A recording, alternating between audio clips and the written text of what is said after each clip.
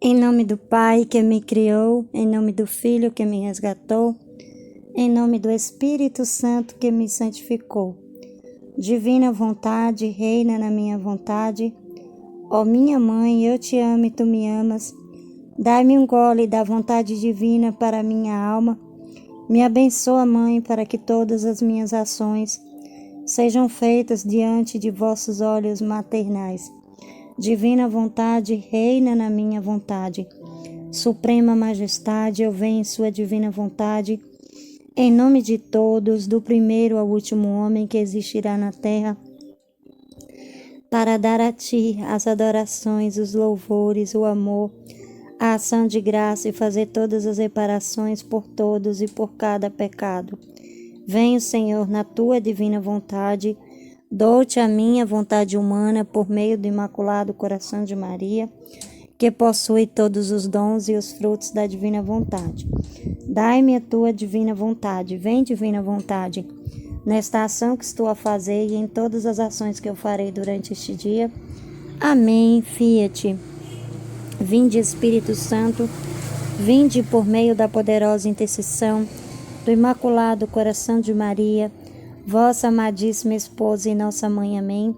Vinde, Espírito Santo, vinde por meio da poderosa intercessão do Imaculado Coração de Maria, vossa amadíssima esposa e nossa mãe. Amém. Vinde, Espírito Santo, vinde por meio da poderosa intercessão do Imaculado Coração de Maria, vossa amadíssima esposa e nossa mãe. Amém. Fiat, Livro do Céu, volume 10, 19 de janeiro de 1911. A palavra de Jesus é eterna. Jesus quer o sacerdote livre das ataduras da família. O espírito dos sacerdotes destes tempos é espírito de vingança, de ódio, de interesse, de sangue. Escutando as dificuldades dos sacerdotes, especialmente sobre o romper de todo o vínculo da família e que era impossível realizá-lo, no modo como dizia o bendito Jesus, e que se fosse vontade que ele assim o quer, que falasse ao Papa, para que ele, que tem autoridade, pudesse ordenar a todos e pôr-se à frente da obra. Então, Luiz aqui tá falando, né, que sobre a dificuldade que os sacerdotes iam ter de se desvincular da família, né, de ter essa separação. Então, ela fala que se fosse verdade que ele queria esses padres sem o vínculo da família, que ele falasse com o Papa, né?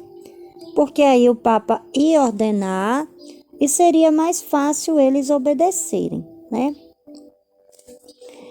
Eu estava dizendo novamente ao bendito Jesus tudo isso e lamentava-me com ele, dizendo: Sumo, meu amor, não tinha eu razão ao dizer-te que fosses às cabeças para lhes dizer estas coisas, em vez de as dizer a mim, ignorante, né? Então Luísa se colocava com essa pequenez de alma, né? E a gente também, a gente entende essas verdades, a gente sabe dessas verdades, né? Mas a gente tem até coragem de falar, se for preciso, para os nossos padres, mas eles não ouvem, né? Assim, não correspondem do jeito que a gente gostaria. O meu padre até que ouve, mas ele não faz nada também para que seja diferente, né? Porque só ouvir não adianta. Ouvir essas verdades e não colocar em prática não adianta. O que posso eu fazer? Ela pergunta. E meu sempre amável Jesus disse. Aí ela pergunta para Jesus. Então a gente vê essa necessidade também da gente conversar com Jesus quando a gente precisa fazer alguma coisa, né? Minha filha, escreve Não temas, ele fala, para ela continuar escrevendo. Não tem medo. Eu estou contigo, minha palavra é eterna. Então, essas verdades que a gente está estudando, elas são a palavra. É o próprio Jesus quem deu para a Luísa essas verdades. Então, não vai mudar essas verdades. Tudo que está aqui, que tem que acontecer, que aconteceu naquela época, vai acontecer. E o que não pode fazer de bem aqui, pode fazer de bem em outro lugar. Então, tipo, se um sacerdote não obedece aqui, pode obedecer em outro lugar. Só que assim, tipo, essas verdades era para ter sido entregue para os padres, para os sacerdotes, para as autoridades. Então, eclesiásticas, só que eles não deram importância. A gente tem um trecho que fala sobre isso, que a gente vai ver também, e aí por isso que Jesus se utilizou da Luísa, né? E por isso que ele está se utilizando da gente nesses tempos. O que não pode ser feito nestes tempos, tá vendo? Será feito em outros tempos. Então, se às vezes a gente agora tá falando as verdades, né? Tá dando o nosso melhor, tá fazendo as partilhas, né? E se ninguém tá dando importância, mas vai chegar o tempo que vai dar, né? Que o reino vai chegar. O reino ele vai chegar, ele não vai deixar de acontecer porque as pessoas não crerem. Ou até às vezes as pessoas pensam que a gente é maluca, mas não vai deixar de acontecer. Mas assim quer o sacerdote, tá vendo? Livre da escravidão da família, entendeu? Ele queria os sacerdotes livres da família, da escravidão da família, entendeu?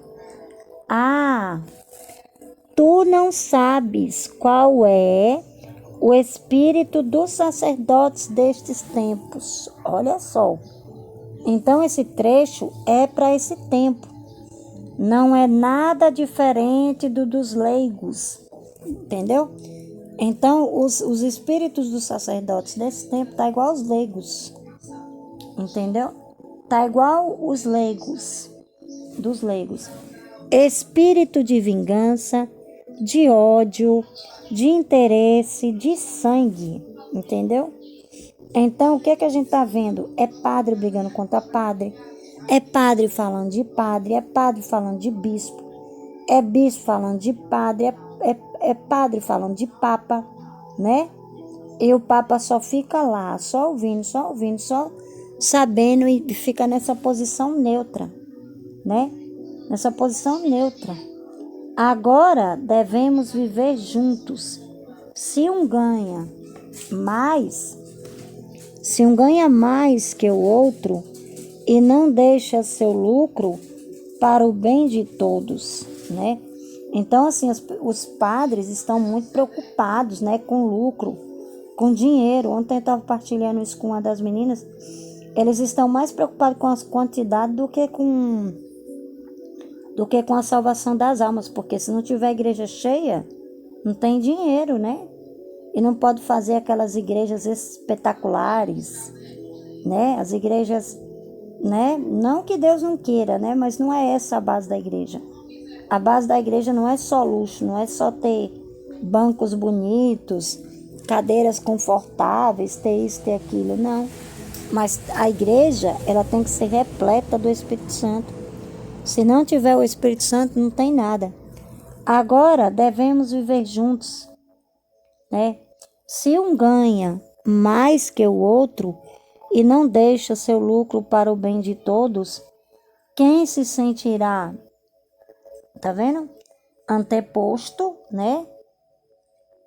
Quem defraudado, quem humilhado, quantos sacerdotes não se sentem humilhados, né? Porque às vezes queria ir para uma paróquia grande e aí o bispo coloca naquela paróquia pequenininha e eles se sentem humilhados, defraudados, porque eles queriam ir para tal lugar, entendeu? Acreditando que também ele é bom para fazer aquela ganância, tá vendo?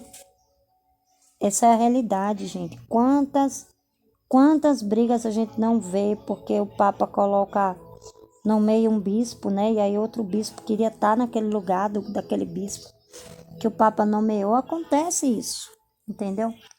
Acontece, e aí por isso que começam a falar mal um do outro. E aí dá essa confusão. E portanto aparecem as brigas, os rancores, os desgostos, e chegarão ainda às mãos, o teu Jesus te disse e basta, entendeu? Aí as pessoas chegam, muitas vezes o sacerdote fala, mas foi Jesus que disse, né? Este ponto é necessário, tá vendo? Esse ponto é necessário. E a coluna é a coluna e o fundamento, é a vida e o alimento destas obras. Se pudesse ir aos chefes, eu não teria insistido tanto. Além disso, olhe um pouco, minha filha, como eles são grosseiros, entendeu? Como eles são grosseiros e ignorantes nas coisas divinas. Então, quando os padres não acreditam nas místicas, nossa, entendeu? Não acreditam nas revelações particulares, entendeu? Nossa, são grosseiros. Tem pessoas quando a gente... Tem sacerdote quando a gente vai falar de alguma mística, misericórdia. Só falta xingar a gente, entendeu? Não tem o seu modo de pensar. Jesus não pensa como eles. Que eles vão à procura, tá vendo?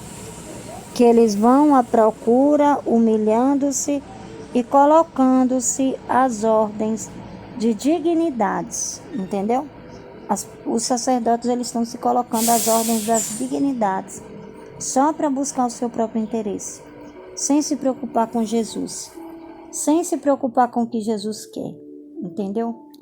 Sem se preocupar. É uma realidade dura? É, mas é a realidade que nós estamos vivendo. Eu, ao comunicar-me com as almas, não olho para as dignidades, tá vendo? Ele não olha se a pessoa é formada, se a pessoa é bacharel, se a pessoa tem faculdade, ele não olha para isso. Nem se eles são bispos ou papas, entendeu? Quando ele quer falar, ele não olha se são bispos ou papas. Mas vejo se estão despojados de tudo. O que Jesus quer dos sacerdotes, do papa, dos bispos, é o despojamento de tudo e de todos, entendeu? Olho se neles tudo é amor para mim, entendeu? Então tudo tem que ser amor para ele. A gente trabalha, a gente serve na igreja, mas a gente faz por amor a Jesus, não pelas dignidades, não para ser aplaudido, né? Não para ser elogiado, né? Olho se fazem escrúpulos, tá vendo? Ele olha se fazem escrúpulos de se tornarem chefes ainda de um só fôlego, entendeu? De um só batimento. E encontrando-os todo amor, não vejo se são ignorantes, entendeu? Jesus não pensa do jeito que as pessoas pensam. Jesus não pensa que o sacerdote que fez bacharelado, que tem não sei o que lá, quantas formações, que é psicólogo, é melhor do que aquele que não tem. Não. Jesus não vê as coisas assim. Jesus também não nos vê dessa maneira, entendeu? Ele não nos vê dessa maneira. Ele não acha que a gente seja mais digno ou menos digno, mas ele nos usa, entendeu? Ignorantes, baixos, pobres, desprezados.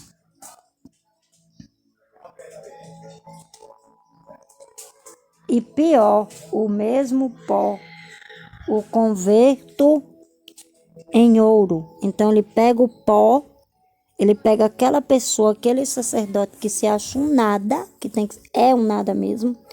Todo sacerdote tem que se colocar assim, não tem que ficar no seu próprio entendimento, tem que se achar um nada mesmo e deixar Jesus ser tudo. Ele pega o pó desse sacerdote que quer ser transformado e transforma em ouro.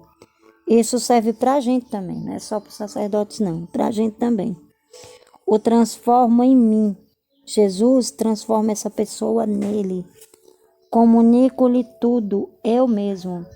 Confio-lhe os mais íntimos segredos, né? Os mais íntimos segredos meus. Dou-lhe parte em minhas alegrias, né? Então, o sacerdote é cheio do Espírito Santo e em minhas dores, e mais, vivendo em mim, em virtude do amor, não é de admirar que estejam em dia de minha vontade, entendeu? Aí esse sacerdote, ele está em dia com a vontade de Deus, sobre as almas e sobre minha igreja. Então, ele aceita que a igreja passe esses padres que não vai aceitar, que a igreja passe pela purificação, e já era, porque ela vai passar pela purificação. Mesmo que eles não queiram, mesmo que esses padres tradicionalistas, entendeu? Mesmo que eles não queiram, a igreja vai passar por esse processo de purificação. Não tem jeito. Não adianta chorar, não adianta meu pé tá doendo, como dizia minha avó. Uma é a vida deles comigo. O querer. Tá vendo? E uma é a luz com a qual vem a verdade, segundo o ponto de vista divino. Então, Jesus quer que os sacerdotes vejam a verdade segundo o ponto de vista divino. E, infelizmente, só está sendo pelo ponto de vista humano. E não segundo o humano, tá vendo? E por isso, eu não tenho que trabalhar em comunicar-me a estas almas e as elevo acima de todas as dignidades. Então, aos sacerdotes, as almas que querem viver na divina vontade, né? Que não querem fazer suas vontades, que olha tudo na ótica divina, que é o que a gente faz. Ele não tem, por que ele não tem trabalho para trabalhar nas nossas almas? E por que ele tem tanto trabalho para trabalhar nessas almas aí que são apegadas, que não se despojaram? Por causa disso, né? Porque a gente tem o amor. Jesus, ele quer o amor. Ele vai permitir que a purificação aconteça na igreja para que brote o amor. Depois, me apertando e me beijando, me disse, olha só: bela minha filha, mais bela de minha beleza, te aflige pelas coisas que dizem? Tá vendo? Não é pra gente se afligir, entendeu? Te aflige pelas coisas que dizem? Não te aflinjas. Pergunta ao padre B, pobre filho meu, o quanto sofreu por minha causa, né? O quanto ele sofreu por causa de Jesus. Pelos superiores, né? Por seus companheiros e por outros, né? Então, os poucos padres, eu creio firmemente que ainda vai ter algum padre, nem que seja pelo menos poucos na divina vontade, eu creio. E eu peço a Jesus que tenha, né? Porque a igreja, ela precisa continuar, né? Ela precisa continuar. Então, só se for mesmo um processo muito grande que nenhum se abra para essas verdades, entendeu? Porque se nenhum se abrir, aí não tem jeito, né? Mas aí fica nos mistérios de Deus. No humano, a gente tá vendo que não tem almas que correspondam. Não tem sacerdote que corresponda, mas pode ser que depois do processo mais doloroso, do ápice da igreja, quem sabe não surja algum, né? Das cinzas. Vamos ter fé, né? Até declará-lo tolo, né? O padre B, ele foi declarado tolo, feiticeiro, até chegar a crer, tá vendo? A crer um dever castigá-lo, tá vendo? E qual era seu delito? Entendeu? Padre B, ele não tinha nenhum delito, gente. A única coisa que ele fazia era a vontade de Deus. Por isso que ele foi escolhido, né? Ele foi criado com esse referencial. Pra, tipo assim, nesse tempo, ele ouviu o que a Luísa disse. Ele fez do jeito que Jesus queria. E ele foi perseguido, foi considerado tolo, né? Foi horroroso o que ele passou, mas teve um propósito maior. Então vai ser horroroso tudo que a gente vai passar, mas vai ter um propósito maior. A gente vai ser perseguida, que nem Jesus revelou ontem. Na escola a gente vai ser perseguida, a gente vai ser humilhada, a gente vai se chamar de tolo, de maluco, de tantas coisas absurdas, mas vai ser para um bem maior. O amor, tá vendo? Ele fala, ele cometeu algum delito? Ele pergunta para ela. O amor, sentindo os outros vergonha de sua vida frente à sua, lhes fizeram guerra, tá vendo? Então eles ficaram envergonhados porque o Padre B amava Jesus e eles não, entendeu?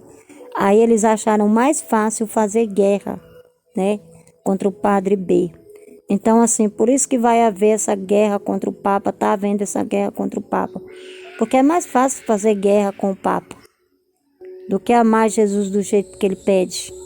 Amar Jesus abrindo para todas as religiões, amar Jesus do jeito que o Papa está fazendo, nossa, é muito difícil para eles. Eles fazem guerra. Ah, como é caro, tá vendo?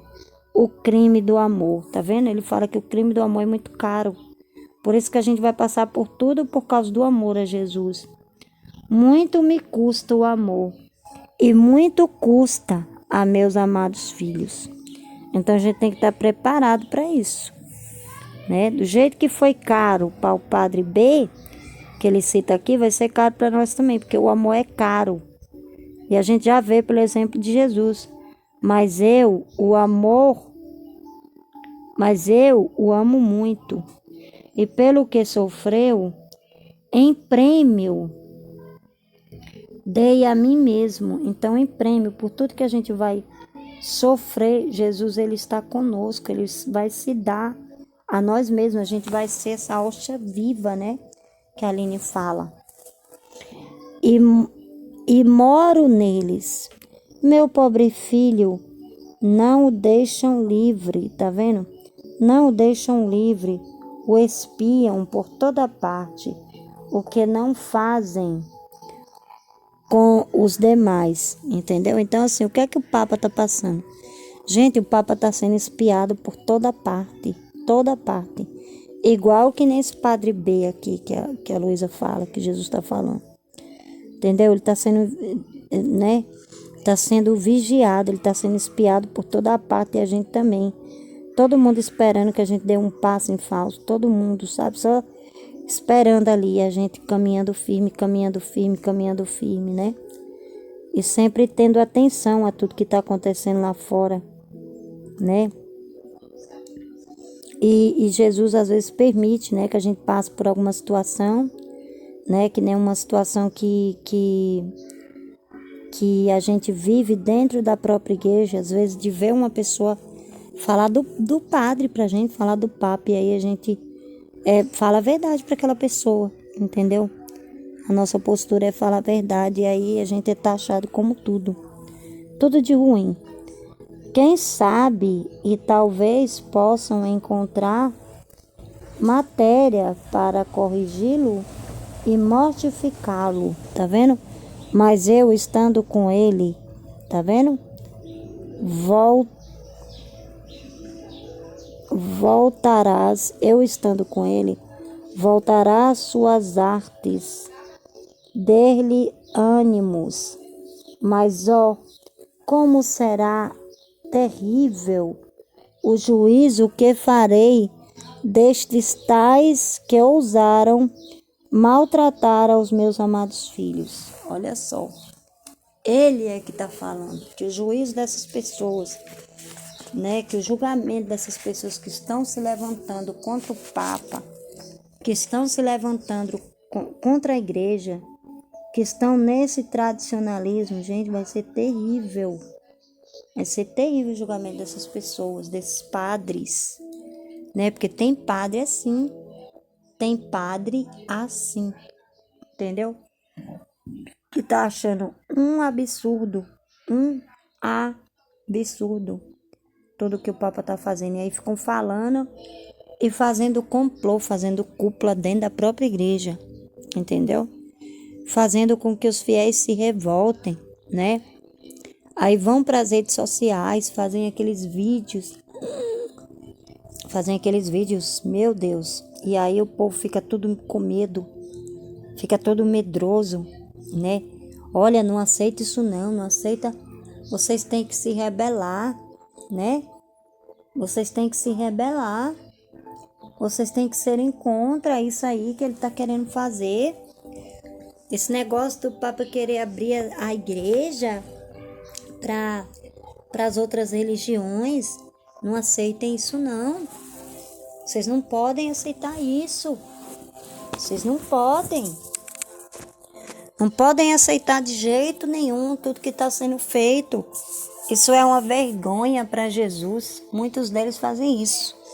Isso é uma vergonha para Jesus, isso é escárnio para Jesus e não é, gente. Não é. Porque o que Jesus quer é o amor. E se a gente não aceita as pessoas do jeito que elas são, com as suas fraquezas, com as suas misérias, como que vai ser depois? Né? Como que vai ser quando a gente não estiver mais aqui? Né? Como que vai ser? Porque é complexo, a gente vai ter eternidade inteira para viver com as pessoas, né? Vai ter eternidade inteira. E aí como é que vai ser quando a gente partir? E se Jesus salvar essas pessoas e não salvar a gente? Entendeu? Se Jesus falar assim, olha, vocês sabiam e vocês se rebelaram. E quem se rebela não é filho de Deus, porque Deus não quer que a gente se rebele. A gente viu que o único anjo que se rebelou, que se revoltou contra Deus, fez o quê? Foi desobediente. E o que foi que aconteceu com ele? Ele foi precipitado no abismo de enxofre. Então aí a gente vai se rebelar, a gente vai achar que por causa das fraquezas, dos pecados dos nossos irmãos, das fraquezas, das tendências, porque assim, se eles têm uma tendência, mas eles querem melhorar, nossa, eles têm o direito a essa oportunidade, né? Eles têm esse direito a essa oportunidade, né? Eles têm esse direito, porque assim, se um homossexual, ele quer sair do homossexualismo, e às vezes ele não consegue, mas aí ele faz aquele voto, né, de ser casto, né, de ter aquela tendência, mas não pecar contra a castidade, né? E Deus vai acolher essa pessoa, Deus vai ajudar essa pessoa. E aí quem é que tem esse direito de tirar essa graça da pessoa? Quem é que tem esse direito de falar que a pessoa não é bem vista na igreja, né? Então, assim, é um tanto complexo o que a gente está vendo, porque o que está sendo ensinado hoje é o oposto. O que está sendo ensinado é que a gente não tem que amar esse tipo de pessoa. Entendeu? O que está sendo ensinado é isso. A gente não tem que amar esse tipo de pessoa. A gente tem que castigar essas pessoas. A gente tem que ser carrasco dessas pessoas. Não podemos amar essas pessoas. E isso, infelizmente, muitas vezes é ensinado por muitos sacerdotes. Muitos. Não todos, mas muitos. Porque se acham mais digno, mais santo. Entendeu? E aí acho que infelizmente, hoje a Igreja Católica, infelizmente, chegou num grau de se tornar até evangélica, porque os evangélicos é que tem esse negócio de achar que a pessoa tem que ter dignidade para poder estar na igreja. Não, a pessoa tem que, se a pessoa amar Jesus, Se a pessoa amar Jesus, se a pessoa for bom, se a pessoa amar Jesus, se a pessoa lutar para vencer aquilo, aquela tendência, né, que a pessoa tem, se a pessoa luta, se a pessoa pede ajuda para Jesus, gente, ele não nega, porque se Jesus negar a ajuda, ele não é o que ele diz que é. E Jesus, ele é imutável. Então, se a pessoa tem aquela vida errônea, vamos supor que tem uma pessoa no espiritismo a vida inteira, e aí quando chega na hora da morte, aquela pessoa se arrepende. E aí, o que é que a gente faz? A gente vai dizer que aquela pessoa não pode ser salva? Jesus... E aí aquela pessoa tem Jesus ali, aquela pessoa chama Jesus, pede a misericórdia de Jesus, se arrepende, e aí Jesus faz uma obra e leva ela. E às vezes, quando tem uma pessoa doente mesmo, tem pessoas que às vezes ficam doentes, pede a Jesus, abre o coração, fala para Jesus, Jesus, como aconteceu comigo quando eu fiquei doente a primeira vez em tuberculose. Eu abri meu coração para Jesus, eu falei, Jesus, se o Senhor me curar, nunca mais eu vou voltar para o mundo, mas me ajuda. O Senhor tem que me ajudar. E Jesus me ajudou a vencer muita coisa, e a divina vontade veio para terminar a obra. A cada dia, a divina vontade está me mostrando mais coisa que eu tenho que fazer, que eu tenho que me despojar. E aí, o que acontece? Jesus vai trabalhando.